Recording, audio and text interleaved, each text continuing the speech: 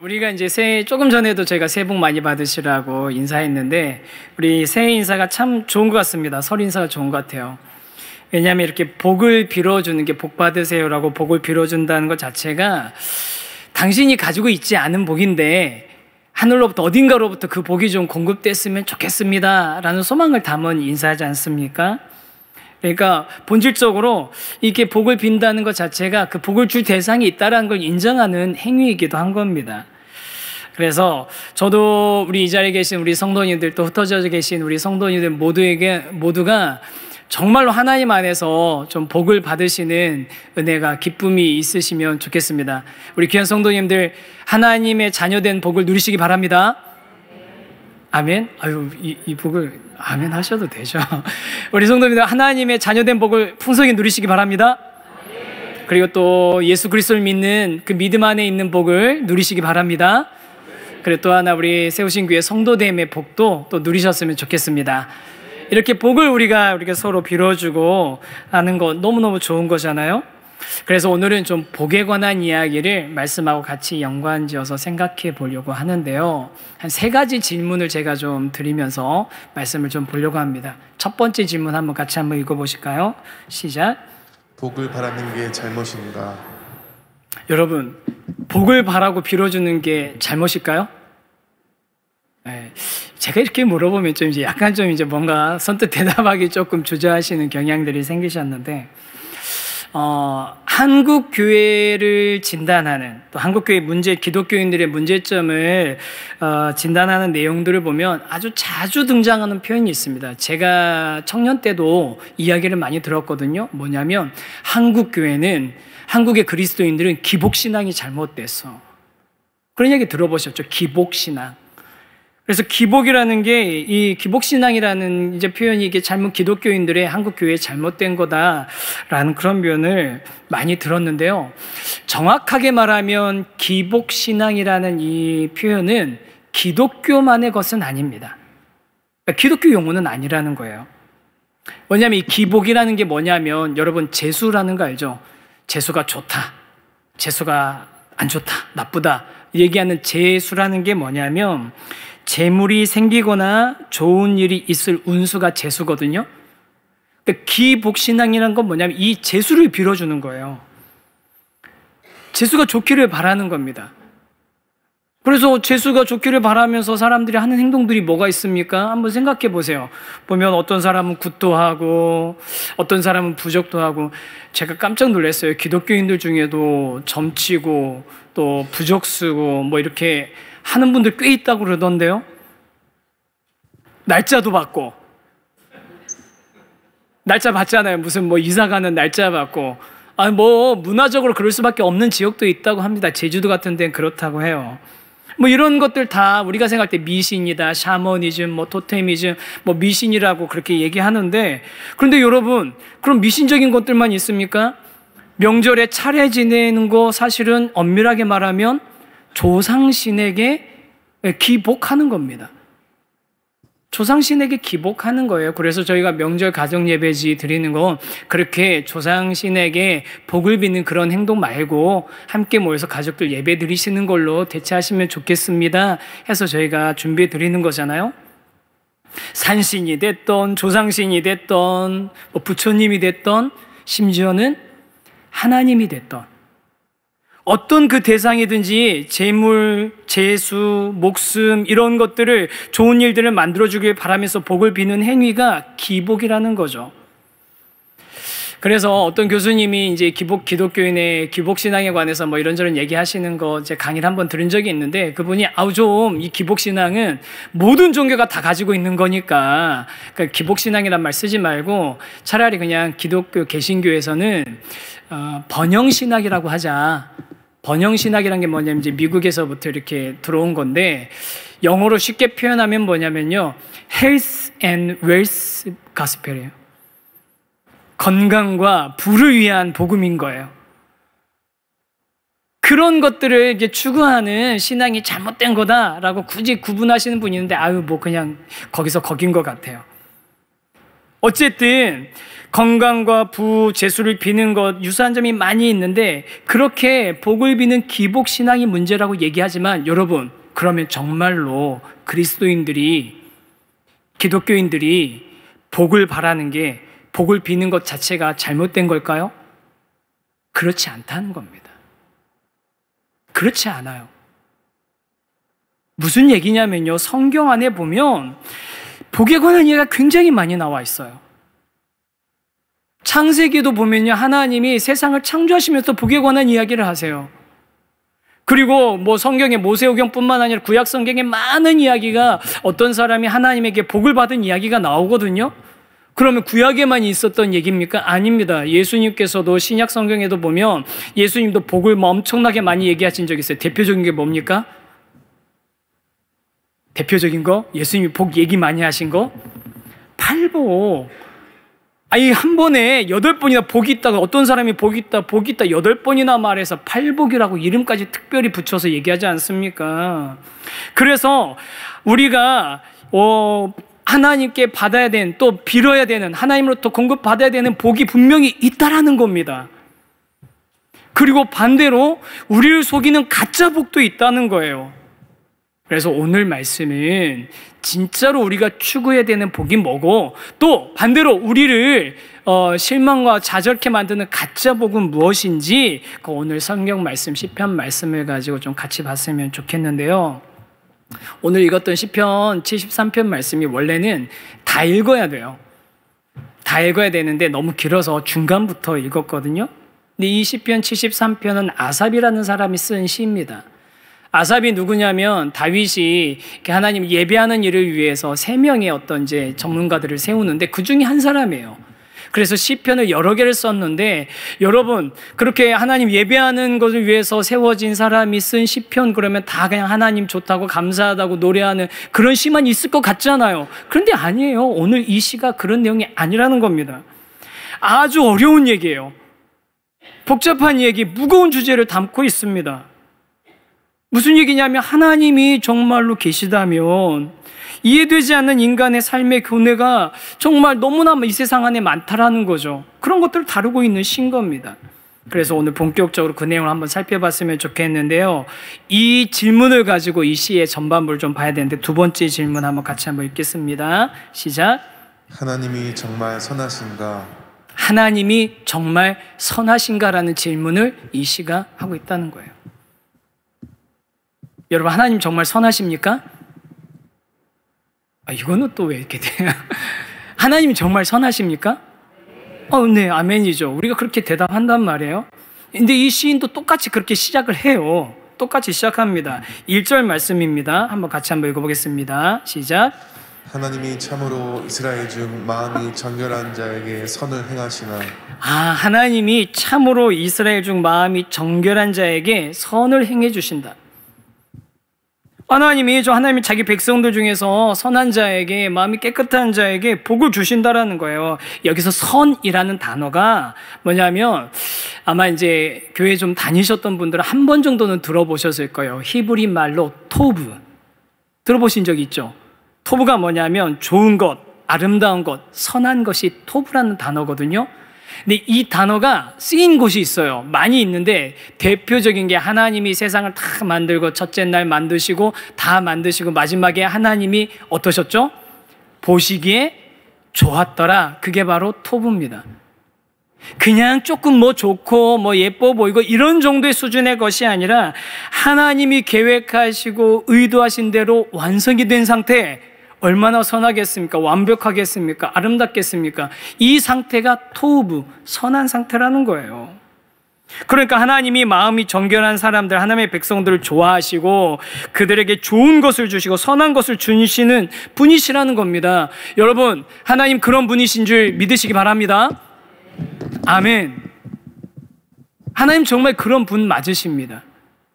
그런데 문제는 뭐냐면, 정말 하나님께서 하나님의 백성들을 좋아하시기도 하시고 그들에게 좋은 것을 주시는 하나님이시라면 이해할 수 없는 일들이 일어나고 있다는 거예요. 여기서부터가 문제가 생기는 거죠. 마음이 정결한 자에게 선을 행하시나, 그러나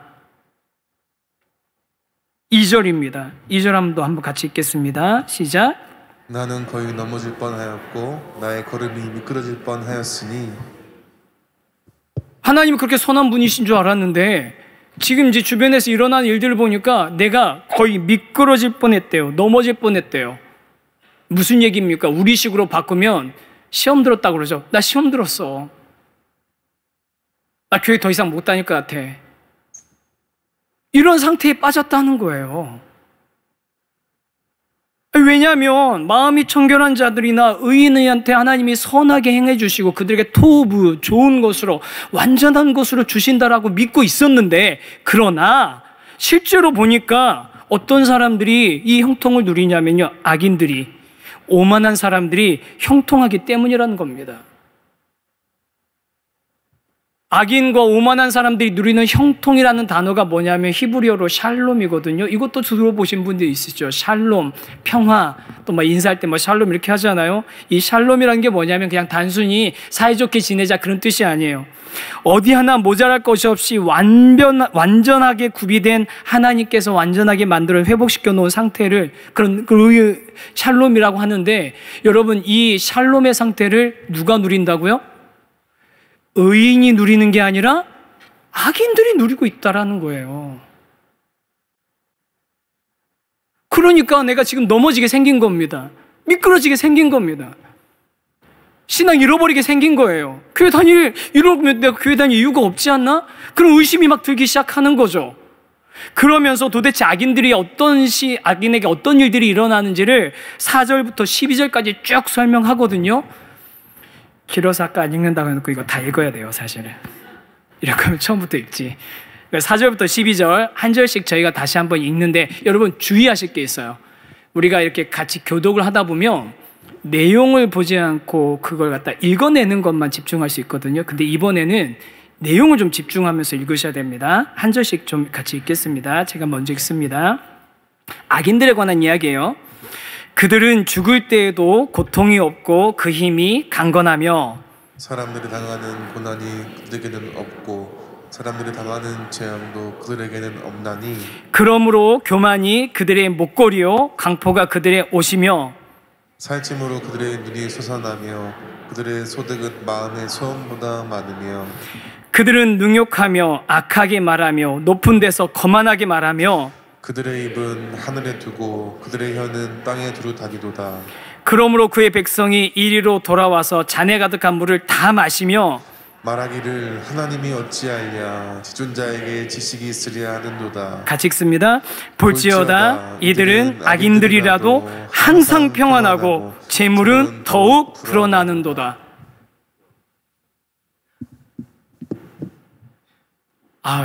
읽으면서 우리도 지금 이제 막 답답해지죠. 아니, 그들은 죽을 때도 고통이 없고 힘이 강건하답니다. 악인들을 살펴보니까 하나님께 복을 받은 사람들이 저 사람들처럼 보인다는 거예요. 여기 있는 거 하나하나 다 보세요. 그들의 소득은 마음의 소원보다 많고, 그 다음에 항상 평안하고 재물은 늘 불어나는 그런 삶. 그런데 거기에 비해서 의인들, 하나님 잘 믿으려고 했던 사람들은 어떻습니까? 그분들이 열심히 신앙생활하고 하나님하고 위해서 헌신했던 그런 분들에게 갑작스럽게 고통이 찾아오고, 때로는 그렇게 고통스럽게 죽음이 찾아오기도 하는 거죠. 제가 이전 교회에서 이제 가까이 교제하고 또 같은 부서 섬기셨던 아주 정말 존경하는 집사님 한 분 계셨어요. 선교 분과에 있는 한 부서의 부장도 하시고 뭐 팀장도 하시고 오랫동안 동역했었는데, 마침 제가 또 그분이 계신 교구에 가가지고서 같이 이제 그 교구의 순장님으로 섬기게 됐는데, 너무 이제 뭐 잘 알게 되는 거죠. 제가 평소에도 참 되게 존경했던 게 뭐냐면, 저는 이제 선교 담당 목사지만 이게 이제 뭔가 기준을 만들어 놓고 원칙을 만들어 놓고 워낙 많은 요청이 있다 보니까 대부분 제가 하는 일은 뭐였겠습니까? 거절했어요. 대부분은 거절했어요. 제가 하는 건 다 대부분은 거절인데, 이 집사님은 어떻게라도 이 선교사님들 요청을 들으면 도와드리고 싶어서 막 마음이 간절해서 이거 이렇게 해주면 안 되냐고, 이렇게 조금 더 해주면 안 되냐고 막 이렇게 저한테 해주셨던 분이셨거든요. 근데 저는 다 거절했는데 희한하게 거절당했었던 그 선교사님들이 다 감사하다고 하더라고요. 왜 그런가 봤더니 이 집사님 뒤에서 엄청 많이 도와주고 계셨던 거예요. 뒤에서 많이 도와주고 계셨던 거예요. 정말 선한 분이셨어요. 근데 이제 교구까지 같이 해가지고 그 어느 날이죠. 11월 달이었어요. 2015년 11월에. 토요일 날 순장반 마치고 나서 이제 헤어지려고 하는데 그 집사님이 목사님 다음 주에 본인 그 이제 해외로 출장 가니까 가기 전에 뭐 콩나물국밥 한 그릇 하시죠. 그래서 제가 다음 일정이 있어서 다녀오셔서 드시죠. 다음에 드시죠. 그러면서 헤어졌단 말이에요. 그런데 그 주일 지나고 월요일인가 화요일인가 그 아내 권사님한테 갑자기 전화가 온 거예요. 평소에 권사님은 저한테 전화 안 하시는데 운전하고 있는 중에 받았는데 목사님 우리 집사님이 지금 중환자실에 있다고. 무슨 소리냐고. 출장 간다고 안 그러셨냐고. 그래서 쫓아가 봤더니 이분이 출장 가시기 전에 평소 드시던 약을 갖다가 조금 더 받고 가시려고 분당 서울대병원 가셨다가 주차장에서 쓰러지셨는데 주차장 차 사이에서 쓰러지셔가지고 사람들이 발견을 못한 거예요.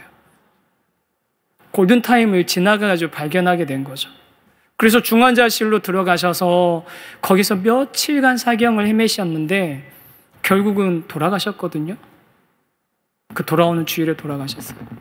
제가 날짜도 11월 25일 날짜도 기억하는데 아니 이렇게 선한 분이신데 이렇게 좋은 분인데 이분이 계시면 하나님한테 이게 훨씬 더 좋을 것 같은데 제가 이해가 안 되는 거예요. 납득이 안 되는 거예요. 하나님 도대체 왜 그러시는 거냐고. 이러시면 안 되는 거 아니냐고.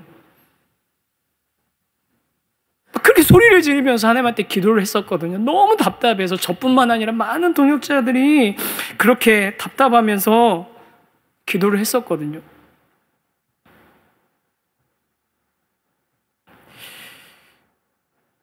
이런 생각이 드는 일이 비단 그 케이스만 있겠습니까? 얼마나 우리 주변에 많은지 모릅니다. 시인이 똑같은 것들을 경험했던 거겠죠. 벌을 받아야 할 것 같은 저 사람들을 얄밉게 요리조리 잘 피해가는 것, 그것도 화나는데 반대로 하나님을 신실하게 믿고 섬기는 사람들에게는 고통이, 고난이 막 불쑥불쑥 찾아오는 겁니다. 너무 큰 이야기 사건 아니고 우리 한번 삶을 한번 생각해 보시자고요.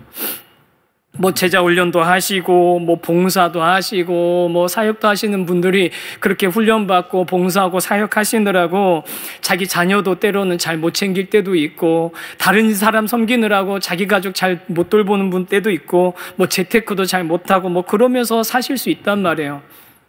그런데 그러다가 이제 세상에 있는 다른 친구분들하고 교제하면서 하는데 그 친구는 하나님도 모르고 세상 것 추구하면서 열심히 살아가는 그런 친구를 만나면 속으로 어떤 마음 드세요? 처음부터 부럽다 그러진 않으시죠. 속으로는 이럴 거 아니에요. 저렇게 살면 안 되는데 하나님 믿어야 되는데 몰라서 그러지 이런단 말이에요. 처음에는. 그런데 또 이제 시간이 지나서 만났는데 그 열심히 세상 것 추구하며 살던 사람이 아들은 명문대 갔대. 아파트 샀는데 그게 엄청 올랐대. 주식 투자했는데 그거 성공했대. 코인 샀는데 완전 떡상해가지고 큰 돈 벌었대. 제가 지난주부터 자꾸 코인 얘기하는데 여러분 코인 하지 마세요. 하지 마세요. 이렇게 하는 거 아니고 잘 생각해서 하셔야 됩니다. 아니 이런 얘기 들으면 마음이 어떠냐고요? 조금만 더 조금 더 이제 하게 좀 한번 해볼까요?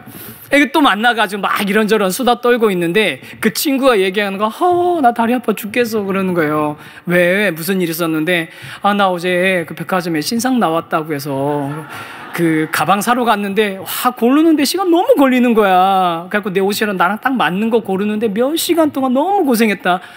벌 생각만 해도 짜증 나시죠? 그래서 다리 아팠다는 거예요. 그런데 나는 돌아보니까 오이 500원 때문에 호박 300원 때문에 마트를 몇 개를 돌아가지고 그거 하느라 다리 아팠는데 옆에는 몇백만 원짜리 신상백 때문에 다리가 아팠다고? 제가 너무 현실적인 얘기를 들어서 당황되시죠? 여러분 그럴 때 여러분 어떤 마음이 드실까요? 속으로 이럴 거 아니에요. 아, 이건 뭐지? 이거 맞는 거? 이게 제대로 된 거 맞아? 이런 생각이 들지 않겠어요? 그런 마음이 들 수밖에 없는 겁니다. 그래가지고 이렇게 악인들이 이런 모습들을 보면서 시인이 화가 나는 거예요. 게다가 이 악인들이 어떻게 하냐면요, 자기의 형통한 것들, 잘 되는 것들을 가서 내세우고 자랑하면서 다른 사람 향해서 자신의 힘을 힘껏 막 휘두르고요, 막 강포가 오시고 그냥 교만함이 목걸이고 막 이런다는 겁니다. 못 봐주겠는 거죠. 그래서 이들의 교만의 끝이 어디까지 가냐면 10절에서 11절 한 번만 더 읽었으면 좋겠거든요. 어디까지 가느냐면요, 한번 이거 읽겠습니다. 시작. 그러므로 그의 백성이 이리로 돌아와서 잔에 가득한 물을 다 마시며 말하기를 하나님이 어찌하랴 지존자에게 지식이 있으랴 하는도다. 하나님이 어찌하랴 지존자에게 지식이 있으랴. 하나님이 있긴 있겠지. 그런데 하나님이 우리 삶을 뭐 어떻게 만하니까 나처럼 사는 게 정답이야. 하나님한테 지존자라고 부르기는 해요. 지존하신 분이시긴 한데 그렇다고 그분이 지식이 있는 게 아니야. 전지전능한 게 아니야. 내가 하는 게 맞는 방법이야. 더 이상 하나님이 삶의 모든 것에 임재하는 분도 아니시고요, 세상의 불의를 심판하시는 분도 아니신 거죠. 지존자이시긴 하지만 모든 것을 깨닫지 못하는 분이라고 하고 자신의 마음껏 세상의 원리대로 성공을 취해도 간이하지 않는 하나님이라고 생각하는 겁니다. 계시긴 하지만 너무 멀리 너무 높이 계신 하나님이라고 생각하는 거죠. 그런데 그 악인들의 태도가 사실은 실제로 이 세상에서 통용된다는 겁니다. 왜냐하면 세상은 적자생존, 강한 자가 살아남고 살아남은 자가 강한 그런 세상이라는 게 진리가 되어버린 것 아닙니까? 그 구약 가르치시는 김군주 교수님이라는 분이 계세요. 이분 논란되는 몇 가지가 있긴 한데, 여러분 그분의 책 굉장히 좋은 책들이거든요. 이분이 본인의 책에서 이 시편 73편을 이야기하시면서 이렇게 이야기하시더라고요. 교회조차도, 교회가 여러분 사실은 그 생물학적인 진화론 반대하지 않습니까? 왜냐하면 성경에는 창조론과 반대되니까 당연히 우리가 진화론을 반대하죠. 창조론을 우리가 가르치길 원하고, 또 아이들이 학교에서 창조론과 진화론이 충돌될 때 이걸 어떻게 잘 설명해 줄까 그런 고민들 하시잖아요. 실제로 어제 저녁에, 정말 진짜 어제 저녁에 놀랍게도 저희 집에 놀라운 광경이 하나 있었는데, 제가 설교 준비하다 잠깐 나와보니까 애들이 저녁에 놀다가 자기 방에 들어가서 자기 전에 조금 책 보는 그런 시간이 있어서 쌍둥이 둘이 나란히 자기 침대에서 던져가지고 책을 보는데, 하나는 두란노 이야기 성경, 신실하죠. 얘가 이걸 보면서 창세기 있는 쪽을 1장을 이렇게 읽으면서, 창세기 지가 읽을 테니까 아빠 보러 하나님 대사는 아빠가 해줘야 되는데 입을 가리고서 이렇게 얘기를 해. 대체 빛이 있어 이렇게 해야 된다는 거예요. 그러니까 시킨 대로 막 이렇게 하고 있는데, 옆에 있는 애는 뭘 읽고 있냐면 선사시대 이야기, 오스트랄로피테쿠스 나오고 막 동굴벽화 있고 그런 걸 옆에서 읽고 있는 거예요. 웃기지 않습니까? 하나님 막 하늘과 땅을 만드시고 생물 만드시고 사람 만드시고 한 이야기들 여기서 읽고 있는데, 옆에서는 오스트랄로피테쿠스 이런 거 얘기하고 있는 거예요. 제가 그 두 광경 보는데 너무 이게 신기한 거죠. 그러면서 야, 이거 까딱 잘못하면 얘네들이 이거 두 개가 충돌된다라는 생각 때문에 둘 중에 하나를 선택해야 되는 그런 순간이 분명히 오겠구나, 이미 왔을 수도 있겠구나 하면서 이런저런 어떻게 생각해 막 이렇게 물어보고 막 하는 시간이 있었거든요. 이처럼 우리가 진화론에 대해서는 우리 신앙 있는 분들은 그래, 우리가 이걸 창조를 다 설명할 수는 없지만 그게 진화론이 꼭 다 맞지는 않을 수도 있다라는 이런 생각들 갖고 있잖아요. 근데 그러면서 우리가 자연의 그 진화론에 대해서는 굉장히 경계하면서 그걸 어떻게 해서든 아이들한테 안 가르치고 창조의 원리에 대해서 알려주고 싶었는데, 그런데 여러분, 적자생존, 사회에서 통용되고 있는 사회의 원리, 이게 다 진화론에서 나온 거 아닙니까? 그것에 대해서는 우리 교회가 어떻게 가르치고 있습니까? 아니, 어떻게 가르치는 정도가 아니라 이미 우리가 약육강식의 원리가 지배하는 이 사회 현상들에 대해서 이미 교회가 받아들이고요, 그것들을 어쩌면 권장하고 있는 것 아니냐고요. 그분이 쓰신 책 구약으로 읽는 부활신앙이라는 책에 이렇게 표현하고 있거든요. 책의 내용이 조금 길지만 한번 제가 인용해 봤습니다. 한번 보시죠. 조금 길지만 읽어보겠습니다. 시작. 정작 이 땅의 사람들을 절망하게 만드는 사회적 진화로 사회적 적자 생존과 양육 강식에 대해서는 아무런 말도 하지 않았다. 도리어 하나님의 이름으로 세상에서 성공한 이들을 축복하고 그렇게 성공하고 살아남기 위해서 하나님을 믿을 것까지 전한다. 그야말로 악인들의 세계관에 교회가 고스란히 동화되어 버린 것이며 세상이 가장 원하는 양식으로 교회가 존재하는 것과 같다고 말할 수 있다. 무슨 얘기하는지 아시겠죠? 자연의 진화로는 우리가 극렬하게 반대를 하면서 사회의 진화로는 이건 우리가 그냥 오히려 그렇게 성공한 사람들을 축복한다는 거예요. 그렇고 성공하고 살아남기 위해서 하나님을 믿으라고까지 한다는 겁니다. 이미 그런 악인들의 세계관에 교회가 고스란히 동화되어 버렸습니다. 그리고 그런데 시인은 이 악인들이 형통, 샬롬을 누리는 것 때문에 괴로웠다면 지금의 우리들은 악인들의 그 형통을 얼마나 잘 먹고 잘 살면 눈꺼풀까지 살지는 요즘은 반대로 잘 먹고 잘 살면 기름을 다 빼죠. 지방들을 다 제거하는데 그런 상태까지 되는 그런 것들을 그 샬롬을 우리가 부러워하고 있는 것 아니냐라고 문제 제기하는 거죠. 시편 73편의 앞부분을 읽으면서 아까 맞아 우리가 속으로 그랬잖아요. 하나님 계시다면 어떻게 이런 일이 일어날 수 있을까? 하나님이 전능하시다면 어떻게 이런 일이 일어나는 것을 막지 않으셨을까? 하나님이 만약 선하시고 의로우시다면 어떻게 저런 악한 사람들이 더 형통하게 살 수 있을까? 이런 질문들 당연히 하게 되는 것 아닙니까? 그리고 그런 질문들을 하다 보면 그 펼쳐져 있던 질문들은 결국 하나의 질문으로 모이게 되는 거죠. 뭡니까? 과연 성경에서 말하는 그 하나님이 존재하시는 걸까? 이 질문으로 모이게 되는 겁니다, 결국은. 그러니까 세상에 하나님 찬양하고 예배하는 대표자로 세웠던 이 아삽이 내가 거의 넘어지고 미끄러질 뻔했다고, 나도 신앙에서 떨어져 나갈 뻔했다라고 하는 거 아닙니까? 근데 제가 이걸 보면서 이 시인의 고뇌를 보면서요, 제가 한 가지 위안이 생겼습니다. 뭐냐면요, 나만 그렇게 생각하는 게 아니구나. 지금 우리만 그렇게 생각하는 게 아니구나. 우리만 괴로워했던 게 아니구나. 이런 생각을 과감없이 성경에 표현하고 기록하게 하셨구나. 시편 73편만 있는 게 아닙니다. 시편에 너무나 많습니다. 욥도 그랬고요, 전도서를 쓴 지혜자도 그랬고, 이사야도 그렇고, 예레미야도 그랬고요, 하박국 같은 선지자도 똑같이 그들도 우리처럼 괴로워했던 겁니다. 여러분, 그들도 우리처럼 괴로워했다고요. 왜 괴로워했겠습니까?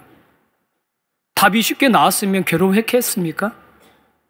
쉽게 답이 나온다면 괴로워할 이유가 없죠. 이게 답이야 하고 말했겠죠. 근데 아니에요. 이 땅에서의 삶은 그런 현상들을 보면 괴로움이 생길 수밖에 없는 거예요. 해결되지 않는 게 있는 겁니다. 여러분, 세상에 있는 악과 고통의 문제는요, 사실은 쉽게 설명될 수 없어요.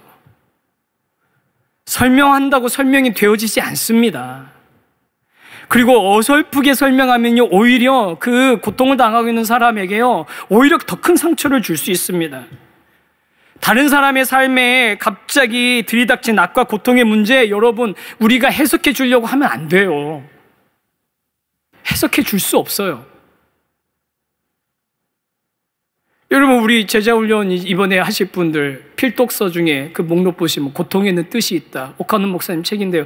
맞아요, 목사님. 고통의 뜻이 있는 거 맞아요. 그런데 이거는요, 옆에 있는 사람, 집사님, 고통에는 다 뜻이 있어. 이렇게 얘기하면 안 되는 거라니까요. 그건 자기가 하나님 안에서 발견해야 되는 거예요. 끊임없이 투쟁하면서, 끊임없이 고뇌하면서 발견해야 되는 거죠.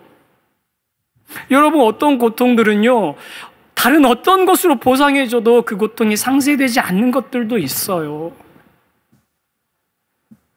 이런 말도 가끔 또 하시죠. 고통의 문제를 쉽게 해석한 분들, 야, 욥 봐봐. 욥이 그렇게 고생당하고 다 빼앗겼지만 나중에 하나님이 다 2배나 주셨잖아. 하나님 그렇게 2배나 주실 거야. 여러분, 그럼 하나님이 그 2배나 주시려고 가지고 있던 그 고통 주면서 그거 뺏어가신 사람이 그런 존재이신 겁니까? 그 2배 받은 게 그게 복입니까? 욥이 받은? 그렇게 얘기하는 거는요, 정말 죄송한 표현이고 가슴 아픈 표현인데, 이번에 무안에서 항공 사고 나가지고 막 이렇게 지금 많은 분들이 돌아가셨잖아요. 그런데 지금 악플 달았던 사람들이 뭐라고 악플 달았는 줄 아세요? 보상금 많이 받으니까 좋겠네. 이 말이나 되는 얘기입니까? 아니, 지금 갑자기 자기 인생에 고난이 찾아온 사람에게 보상금 많이 받아서 좋겠네. 그 보상금으로 이게 대체될 수 있는 일이냐고요. 어떤 고난은, 어떤 고통은 다른 어떤 것으로도 해결되지 않는 것들이 있습니다. 설명이 안 되는 겁니다. 그래서 이 시인이 이렇게 괴로워하는 거예요. 고통스러워하는 거예요. 우리 성도님들 중에도 그런 것 때문에 고통스러워하고 괴로워하고 계시는 분들 계시죠. 쉽게 설명되지 않습니다. 그리고 우리는 그런 고난을 당하는데 악인들은 오히려 형통한 것을 보게 되면 마음이 낙심이 되고 미끄러질 수밖에 없는 거예요. 그런데 여러분, 이 고통, 고민이 해답을 얻는 게 아니라 해결이 되는 시간이 있습니다. 그게 바로 하나님을 만나고 하나님을 예배할 때입니다. 우리가 3번째로 던져야 되는 질문이 이겁니다. 한번 같이 한번 읽어보겠습니다. 시작. 우리가 구해야 할 복은 무엇일까? 우리가 구해야 될 진짜 복은 무엇인가? 16절, 17절 말씀 한번 읽어보시겠어요? 시작. 내가 어쩌면 이를 알까 하여 생각한즉 그것이 내게 심한 고통이 되었더니 하나님의 성소에 들어갈 때에야 그들의 종말을 내가 깨달았나이다. 너무 괴로워서 이걸 어떻게 해석해야 되나 생각하면서 심한 고통 가운데 몸부림치고 있었는데, 그런데 하나님의 성소에 들어갔을 때 드디어 그 악인들의 종말을 드디어 깨닫게 되었다고 고백합니다. 여러분, 하나님의 성소에 들어갔다는 게 무슨 뜻이겠습니까? 하나님의 임재 가운데 하나님 예배하는 자리로 나갔다는 거 아닙니까? 그렇게 하나님의 임재하심으로 나가고 하나님을 예배하는 자리로 나갔을 때 비로소 이 세상의 악과 고통, 부조리의 끝에 대해서 깨닫게 됐다는 겁니다. 여러분, 예배가 정말 우리에게 이렇게 소중한 이유 중에 하나가 여기 있습니다. 우리가 개척 초기부터 하나님의 임재하심을 갈망하는 예배 공동체가 되자고 했었는데, 여러분, 주일에 그냥 도장 찍듯이 오는 게 그게 중요한 게 아니라 오셔서 하나님의 임재하심을 갈망하시고 그 임재하심을 좀 경험하셔야 됩니다. 그 임재하심이 경험되어졌더니 내가 이전까지는 해석되지 않았던 그것들이 더 이상 문제가 되지 않더라는 겁니다. 그게 없어졌다는 게 아니에요. 그게 뒤바뀌어서 내게 그게 세상의 복으로, 현상의 복으로 나에게 왔다는 게 아니라 그것들이 여전히 존재하지만 이제는 그것을 뛰어넘게 돼버렸다는 겁니다. 우리 귀한 성도님들, 이 세상에서 살아가면서 악인은 흥하고 의인들이 고통받는 이 현실 때문에 고통당하고 괴로웠고 마음이 힘드신 분들, 예배를 통해서 하나님의 임재하심 가운데서 하나님을 만남으로 통해서 그 문제를 뛰어넘게 되는, 답을 얻게 되는 그런 놀라운 역사가 여러분의 삶 가운데 일어나게 되기를 주님의 이름으로 축복합니다. 왜냐하면 우리가 아무리 철학적인 사유를 하고 아무리 지적인 탐구를 해도 인간 수준에서는 그 문제에 대한 올바른 해답을 찾을 수가 없기 때문인 거죠. 몇 번 말씀드렸습니다. 기껏 100년도 안 사는, 못 사는 우리가 어떻게 하나님을 우리 인생에서 일어나는 일들로 해석할 수 있겠냐고요. 비결은 하나님을 통해서 내 인생을 바라보고 해석할 때만 내 인생이 이 부조리들이 또 이 어려움들이 해석될 수 있다는 겁니다. 갈급한 마음으로, 목마른 마음으로 세상에 살아가면서 힘겹지만 그러니까 더 갈급한 마음으로, 더 목마른 마음으로 주님 앞에 나올 때, 예배의 자리로 나올 때, 하나님의 임재하심을 사모하면서 나올 때, 그때 그렇게 하나님을 만나게 되면 그 하나님의 임재하심으로 인해서 그 모든 것들을 뛰어넘게 되는 역사가 일어나는 것이죠. 그게 바로 우리가 이 땅에서 살아가면서 누릴 수 있는 가장 큰 복인 겁니다. 28절 말씀 보겠습니다. 28절 말씀 같이 읽겠습니다. 시작. 하나님께 가까이함이 내게 복이라. 내가 주 여호와를 나의 피난처로 삼아 주의 모든 행적을 전파하리이다. 아멘. 악인들의 형통함 때문에 괴로워했던 시인이 마지막으로 하는 고백이 뭐냐면 하나님께 가까이함이 내게 복이라. 하나님께 가까이함이 내게 복이라. 여기서 말하는 복이라는 단어가 처음에 말했던 선함, 토브 똑같은 단어예요.